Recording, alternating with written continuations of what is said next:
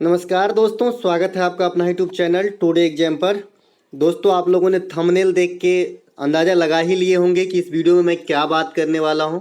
जी हाँ दोस्तों, जो भी बात करने वाला हूं, लेकिन ये खबर अच्छा नहीं कहा जा सकता, क्योंकि यहाँ पे जो आपके सामने स्क्रीन पे लेटर दिख रहा है, ये रेलवे बोर्ड का लेटर है जो निर्गत होती है 7/10/2022 को, यानी 2-3 दिन पहले की ही ये लेटर है जो रेलवे बोर्ड के द्वारा निर्गत किया गया है। अब इस लेटर में क्या कहा गया है कि रेलवे के लगभग 14,000 पोस्ट को, जो गेटमैन सिविल और गेटमैन ट्रैफिक, पहले ये समझ लीजिए गेटमैन दो प्रकार के होते हैं। एक तो ऑपरेटिंग डिपार्टमेंट में होते हैं जिसे ट्रैफिक डिपार्टमेंट भी कहा जाता है, और दूसरा होता है एक इंजीनियरिंग डिपार्टमेंट जो पीवे वाले होते हैं, तो ये सिविल डिपार्टमेंट कहा जाता है। अब गेटमैन की नौकरी कौन कौन करता है, तो जो आपका पॉइंट्समैन होता है, जिसको ग्रुप डी में कहा जाता है कि सबसे अच्छे मार्क मिलेंगे तो पॉइंट्समैन की नौकरी मिलती है, तो वो आदमी गेटमैन का भी काम करता है। ये तो हो गया गेटमैन की बात। तो यहाँ पे बहुत सारी वैकेंसी, आप अलग अलग मंडल, अलग अलग डिवीजन की बात करें तो आप देख सकते हैं कि टोटल मिला के जो है यहाँ पे 13,518 वैकेंसियाँ जो है फिल करानी है। अब ये किसके द्वारा फिल करानी है, मैं ये नहीं कहता कि जो अभी ग्रुप डी की एग्जाम चल रही है ये उस वैकेंसी में से मत कटौती की गई है, या फिर ये वैकेंसी आने वाली थी जिसे सरेंडर करके इस प्रकार की जो है पहले ही दिशा मोड़ दिया गया है। तो ये सब तो बात की बात है, लेकिन कुल मिला के जो वैकेंसी एक्स सर्विसमैन को दिया जा रहा है, ये वैकेंसी किसी न किसी रूप में जो हमारे न्यू जनरेशन के हैं उसी के लिए था, तो ये स्टूडेंट के हित में नहीं है। तो मेरे कहने का मतलब है को जिनका भी अभी एग्जाम नहीं हुआ है वो अपनी पूरी दम लगा दें और इसी के भरोसे नहीं बैठे, पढ़ते रहें, इतना पढ़ें कि कुछ ही दिन में आप सफल हो जाएं, क्योंकि भाई आगे के समय कैसा मोड़ लेगा ये कोई नहीं जानता। चलिए फिलहाल इस लेटर को देखते हैं। इस लेटर में कहा गया है, पहले सब्जेक्ट की तरफ चलते हैं। आप ये देख ही लिए, रेलवे बोर्ड की लेटर है। सब्जेक्ट की तरफ चलते हैं तो यहाँ पे लिखा है engagement of ex serviceman as gateman on contract basis.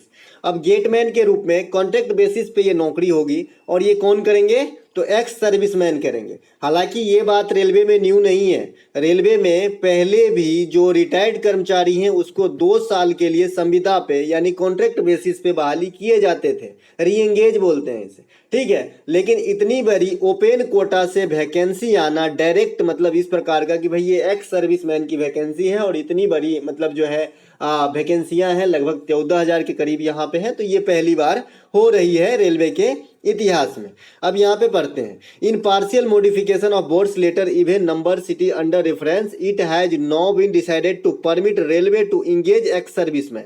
अब रेलवे बोर्ड ने परमिट कर दिया है री एंगेज होने के लिए एक्स सर्विसमैन को as a gateman both civil and traffic department.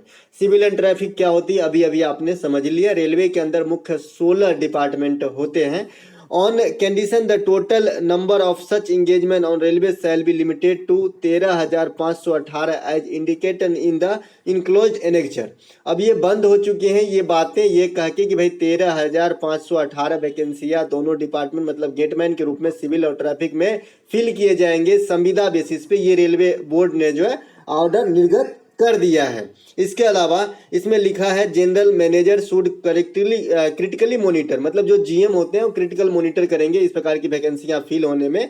इसके बाद एक लाइन लास्ट में जो जुड़ा हुआ है आप देख सकते हैं, shall be utilise to fund this expenditure, मतलब यहाँ पे बोल रहा है कि सेविंग एराइजिंग, जो बढ़ता हुआ खर्च है उसमें कमियां लाने के लिए इस प्रकार के कदम उठाए जा रहे हैं। और नीचे एक लाइन और लिखा है कि भाई ये जो है हमेशा के लिए नहीं है, ये जो है मतलब मॉनिटर किया जा रहा है कि मतलब ये अगर अच्छा से चला तो फिर आगे किए जाएंगे, नहीं तो नहीं किए जाएंगे। इस प्रकार की भी एक लाइन जोड़ दिया है। हालांकि ये सभी वैकेंसियां में जुड़े होते हैं, तो आप समझ ही रहे हैं, ठीक है।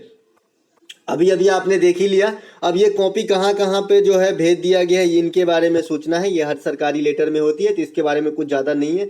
कुल मिला के कहने का मतलब ये था कि ये वैकेंसी चाहे जहाँ की भी हो, जो चल रही ग्रुप डी है उसकी हो या फिर आने वाली थी, लेकिन कहीं ना कहीं ये वैकेंसियाँ जो एक यंग एज को मिलना चाहिए था, जिसके लिए वो दिन रात तैयारी करते हैं, ये वैकेंसियाँ कहीं ना कहीं हवा में रह गई। तो कुल मिला के बात यह है कि आप जो भी अभी तैयारी कर रहे हैं, चाहे किसी भी एग्जाम की कर रहे हैं, तो अच्छे से कीजिए, पूरे तन मन धन के साथ कीजिए, ताकि आपका जो है कम से कम समय में सिलेक्शन हो सके। क्योंकि आने वाला समय जो है कुछ कहा नहीं जा सकता कि क्या जो है रहेगा, क्या हो सकता है। तो चलिए दोस्तों, इस वीडियो में इतना ही। मिलते हैं हुबली जोन वाले के लिए कंप्लीट मैथ के वीडियो के साथ, जैसा कि मैंने कल ही कहा था। और बहुत सारे कमेंट भी आए हैं कि मैथ का जो वीडियो कहे थे अभी तक नहीं आया। तो दोस्तों थोड़ा लेट हो गया, माफ़ी चाहूँगा, लेकिन आज आपको मिल जाएगा, क्योंकि आपका एग्जाम जो है 11 तारीख है। एक दिन काफ़ी होता है, 1 घंटे की तो वीडियो होगी, 1 घंटे में आप रिवाइज कर लीजिएगा और देख लीजिएगा कि कौन कौन से पैटर्न का सवाल पूछेंगे, आपको देख के जाना है और एकदम कूल होकर एग्जाम दीजिए। और सोचिए, मतलब जो है 100 क्वेश्चन तक विजिट करने की पहली प्रायोरिटी आपकी होनी चाहिए, क्योंकि जैसे जो भी बच्चे से मैं मिला हूँ, क्योंकि मैं दुर्गा पूजा में गाँव गया था, वो सभी बच्चे बता रहे थे कि जो 70 से बाद की क्वेश्चन आती है एग्जाम में वो काफ़ी इजी रहती है, 70 to 100 वाली। तो ऐसा जो कोई बच्चा 75 तक ही पहुंच पाया है ना बनाते बनाते, और वो 72 क्वेश्चन बनाया मान लीजिए, तो आगामी जो 30 क्वेश्चन था ये तो लड्डू था, तो सिर्फ खाना ही था, तो मेरिट में आता ना, तो ये पहुंच ही नहीं पाया। इसीलिए पहली प्रायोरिटी होनी चाहिए आपको कि मैं 100 तक पहुंचूं। जो भी डिफिकल्ट क्वेश्चन है उसे जो है मार्क करके रखिए बाद में बनाने हेतु। जय हिंद दोस्तों, अच्छा लगा हो तो लाइक कीजिएगा।